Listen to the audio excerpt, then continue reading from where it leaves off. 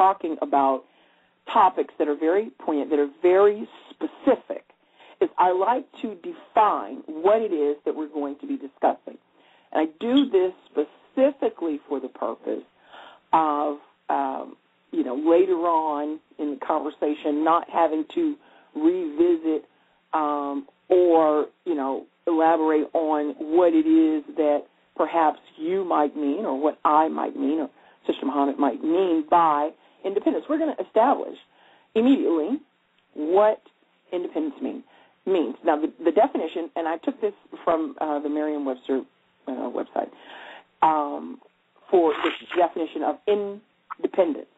It's not requiring or relying on something else, not contingent, not looking to others for one's opinion or for guidance and conduct, not bound by or committed to any party, not requiring or relying on others, being enough to free one from the necessity of working for a living, showing a desire for freedom, not determined by or capable of being deduced or derived from any expressed in terms of members of the set under consideration, especially having linear independence. I don't understand what that last line meant, but anyway, you get the point.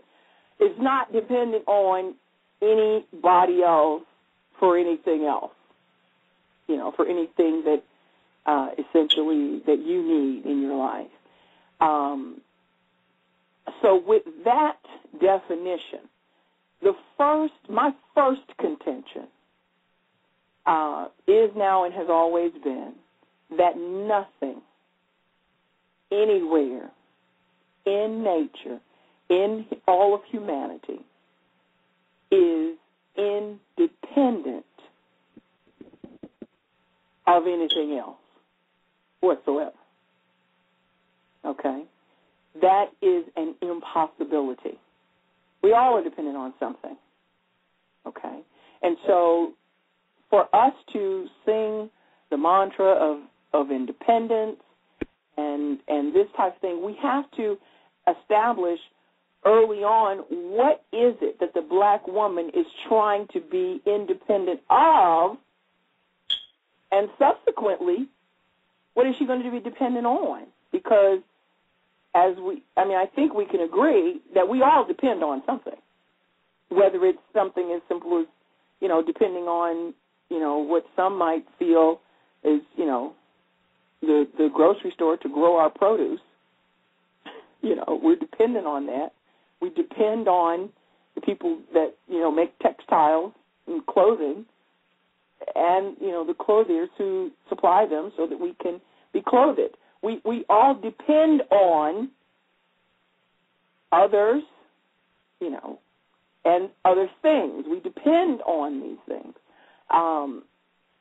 So then we will have to then deduce, what is the black woman trying to be independent of? What is her mantra when she's singing the songs and making these broad, sweeping statements that I'm an independent woman, I have my own, I do my own, I take care of my own, and I am my own, my own, my own? Who is she being independent of? And I think we all know that the answer is the black man. She's essentially saying, I don't need you. Would you agree, Sister Muhammad? Yes, and I would like to, just go back to what you said. I mean, all of us depend on something. There's absolutely nothing we can do by ourselves. We can't create lives by ourselves. We were not created, by one person, so everybody is dependent on something. And I think the question that we have to ask is, who taught us to be independent? Why would we even have that mindset to be independent? And it's very clear, as you stated, that the whole goal is to make the woman independent from the black man. Very obvious. That is the goal. That's the end game. And that is what many of our sisters are perpetuating. Some might not know it, and some are willing players in the game, but that is the whole concept, is to make them independent from the black man. Right.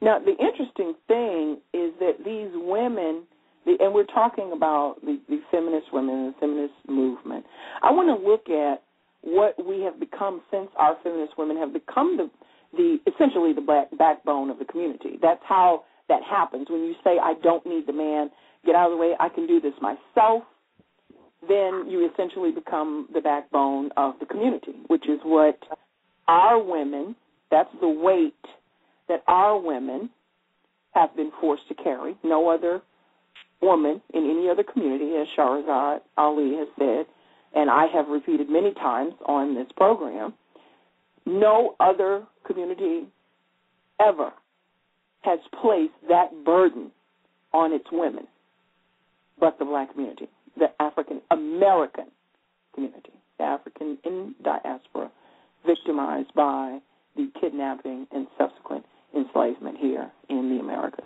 We are the only people who do that. And so when we look at our community, this community that our women boldly proclaim that they have become the backbone of, what then has become of that community? Well, let's take a look at it, because I ask that question often, but I have never really taken the time to really look at and itemize the picture of that community.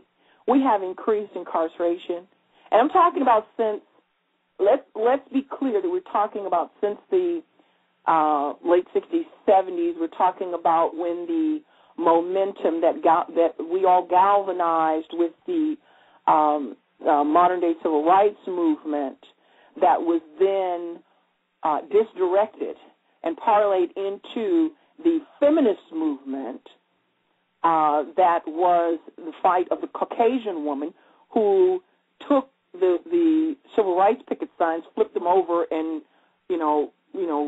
wrote the feminist movement, and power sign, messages on them, and then, shoved us in line with her, with this feminist movement. And then here's the funny thing. Here's what happened, though. She left us holding the picket sign, and she went home to make dinner for her husband. And right. And subsequently, ours, too. Because she's getting all the black men, too, now. That's what she did. While we're still holding the sign. We are still holding the sign saying, women power. Yes, all of the women, we're it.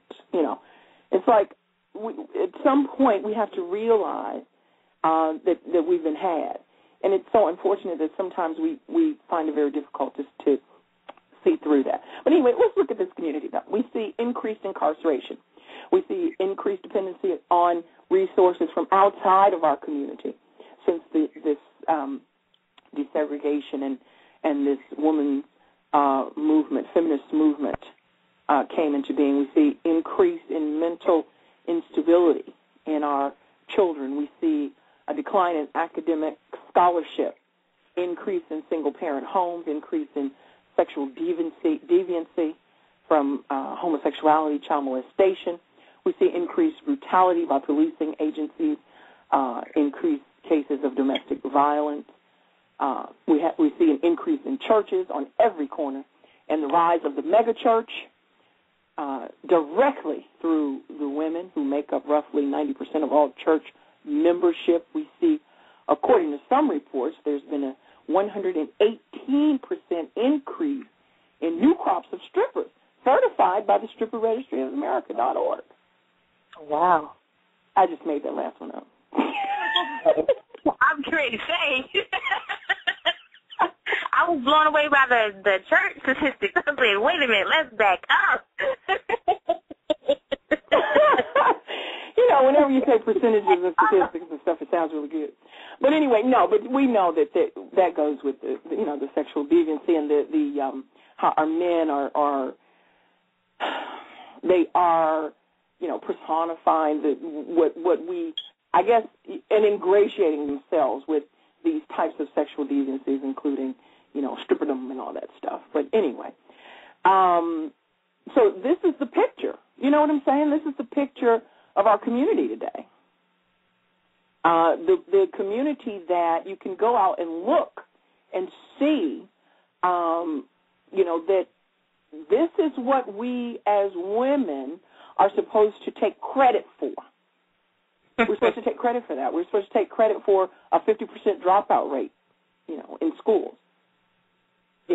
All of these things that, are not to our benefit as a nation, that directly correlate with the start of us telling our men that we don't need you.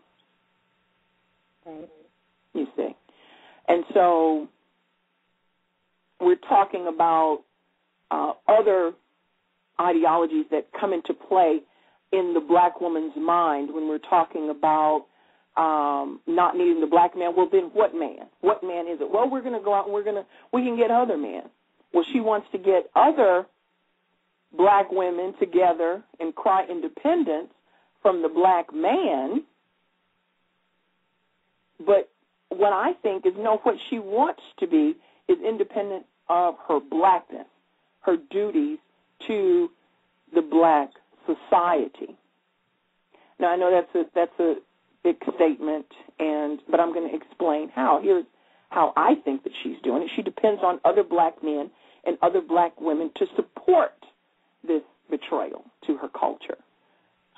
She isn't independent of the black male as a sexual partner, yet she's working on that part, you see, because she goes out and she says that she can get other men of other nationalities, but she's not being as readily received as, say, our black men are.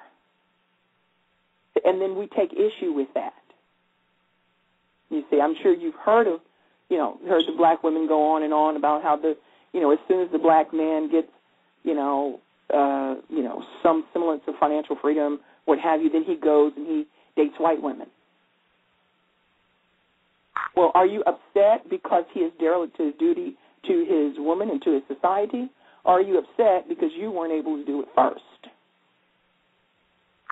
Because you've dismissed him. We dismissed him in the 80s, right? Right. Right. So what do you think about that? Well, I think that's interesting because, if you say you don't need a man, especially a black man, for anything, so why would you be upset if he goes elsewhere?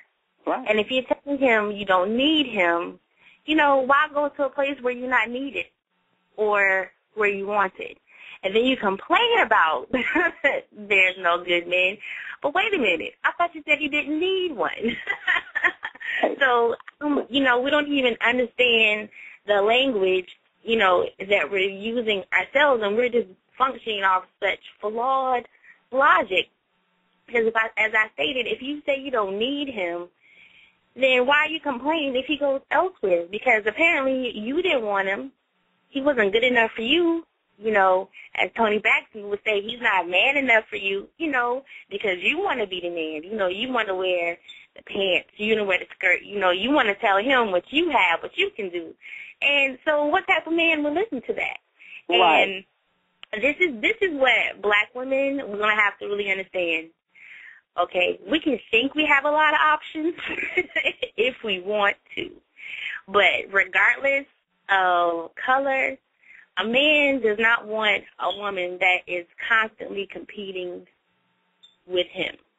Mm-hmm. As you can see, black men can go everywhere. They can go white, Asian, wherever. Like, there's no lack of options for him. We are the ones complaining we're single. We are the ones saying there's no good men. You don't really hear a lot of black men saying, hey, there's no women, because there are women in abundance for them. Right, so right. We want to get back on the list of options for black men, then we're going to have to do some changes within self. And the first thing we're going to have to stop is not just telling the black man, I don't need you. Because as soon as you tell him you don't need him, then he's going to go to where he's needed. He's going to go to where he's appreciated. He's going to go to where he's loved. And if where he goes is into the arms of a white man, a white woman or whoever, you have no right to get upset about that. Because you told that man you don't need him. That's right.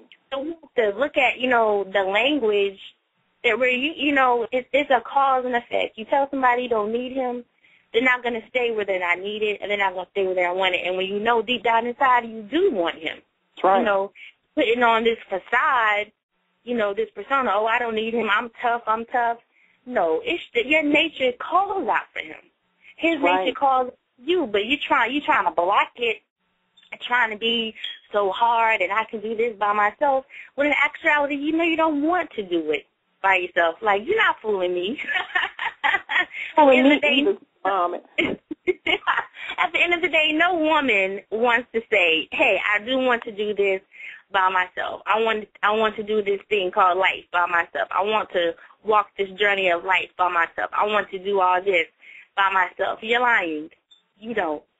Mm-hmm. You don't. Mm-hmm.